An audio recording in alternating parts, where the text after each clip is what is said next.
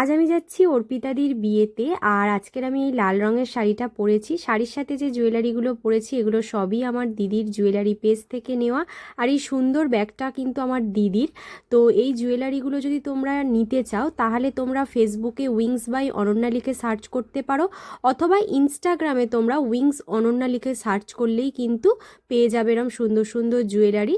তো এই দেখো আমরা বিয়েবাড়িতে পৌঁছে গেছি, আর গিয়েই আমরা অর্পিতাদির সাথে দেখা করে নিলাম। ভীষণ সুন্দর লাগছিল অর্পিতাদিকে। তারপর আমরা নিচে এসে দেখলাম বরও এসে গেছে। আর আমার না প্রচণ্ড পরিমাণে ঠান্ডা লেগেছে, সেই জন্য গলাটা একটু অন্যরকম লাগতে পারে। এবার আমি তোমাদের বিয়ের কিছু মুহূর্ত শেয়ার করলাম।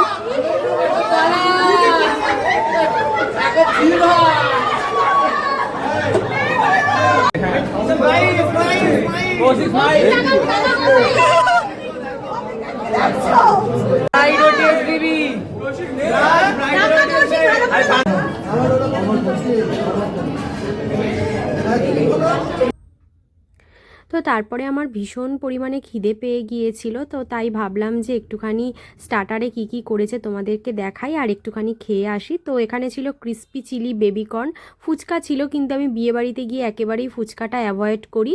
তো আর তারপরে ছিল কাবাব, যেটা আমার ভীষণ পছন্দের। তো এগুলো খেলাম।